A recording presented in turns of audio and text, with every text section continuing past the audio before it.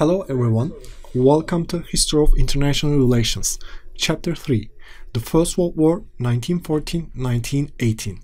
In this video, I am going to provide you a very brief introduction to the third chapter in your textbook, History of International Relations. So let's start with learning objectives.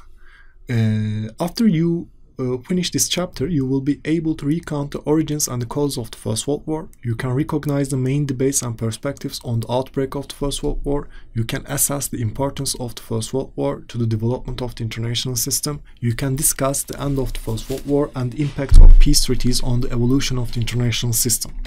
In this chapter, the first title is Introduction.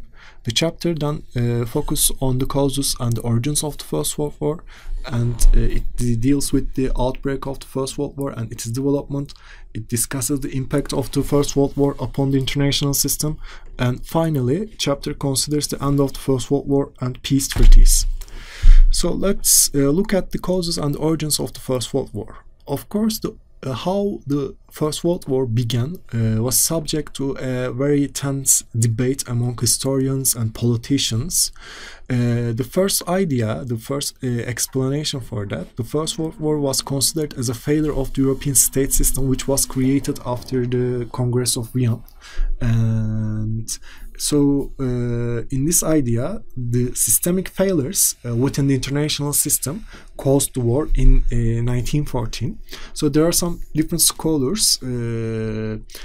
developed some arguments based on this very assumption. For instance, Taylor argues that the balance of power theory in explaining the outbreak of the war, and another scholar, Schroeder, thinks that the decline of the Austria-Hungary as the key balancer of the balance of power in Europe was the main reason for the outbreak of the war.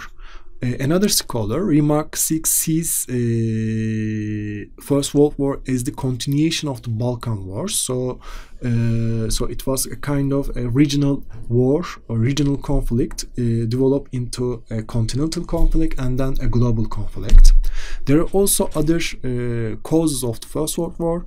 In literature, militarism and armaments, nationalism and imperial rivalry among great powers are considered as the main causes of the First World War.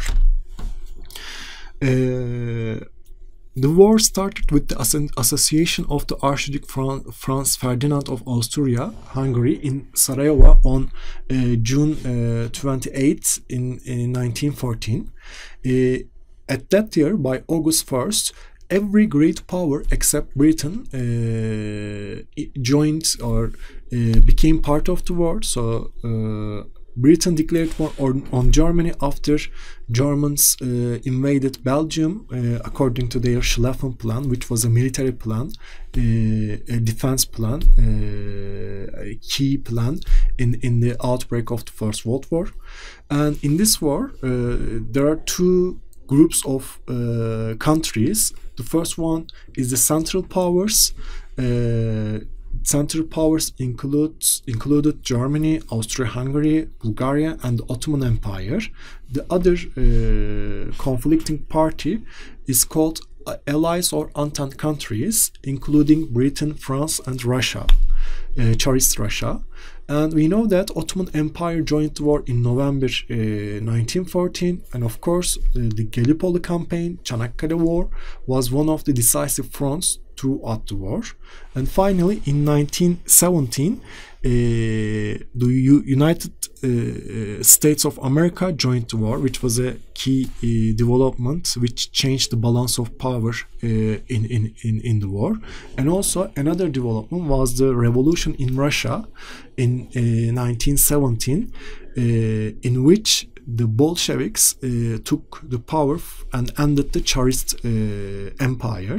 So this was a key development. Of course, after the Bolshevik Revolution, the Bolshevik government withdrew from the war, and Russia withdrew from the war, and they signed Brest-Litovsk peace treaty, a separate peace treaty with the Central Powers. And also another important development towards the end of the war was the 14 points in which US President Woodrow Wilson declared key ideas for the post-war international system. In terms of the impact and the consequences of the First World War, of course, the First World War destroyed the structure of the international system which was created at the beginning of the 19th century, and it invalidated the old norms and values of European politics, and also an idea to create a permanent international organization to oversee the international peace and security gained prominence, and the League of Nations was established. And of course, the balance of power shifted from Europe to the United States, to non-European countries. Soviet Union emerged as an ideological alternative, and Ottoman Empire, Austria-Hungary, and the Tsarist Russia, these old land-based empires were disintegrated, they disappeared, and non-European powers like US and Japan emerged as key actors in international system. And of course, sadly, millions of people died and injured during the 4 years of fighting. At the end of the First World War, Paris Peace Conference convened in Paris between January and July 1919, and at this peace conference only Allied powers participated, so defeated countries were not invited, and the Soviet Union was not invited to this conference. The Big Four, namely Woodrow Wilson, Lloyd George of Britain, Clemenceau of France, Vittorio Almagnio of Italy, were key architects, designers of the peace treaties. And at the end of the conference, the peace treaties such as the Treaty of Versailles with Germany, Treaty of Neuilly with Bulgaria, Treaty of Saint-Germain with Austria, and Treaty of Trianon with Hungary were signed, and of course the Treaty of Sèvres with the Ottoman Empire. And when we look at the primary outcomes of the peace conference, of course the Versailles Treaty, the peace treaties at the end of the peace conference created a new Europe in which Germany and other defeated countries lost their pre-war status. And also the Versailles Order ended the great power model of the Concert of Europe. The peace marked the emergence of new non-European powers, namely the US and Japan. The League of Nations was created as a key mechanism in order to maintain collective security, a new system which made the use of force as a last resort. And of course, there are some weaknesses of the League, such as the membership, because we know that although Woodrow Wilson was the main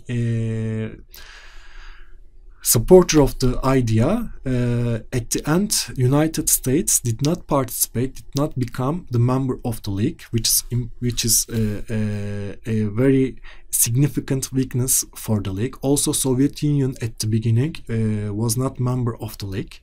So it became a kind of British, French dominated international organizations. And of course, the end of the war marked a sharp increase in economic interdependence between states due to the economic loss generated by the war. So in this video, we first discussed the causes and origins of the First World War. We then examined the outbreak of the First World War and its development. We also briefly examined the impact of the First World War upon the international system. And finally, we considered the end of the First World War and peace treaties. Thank you very much.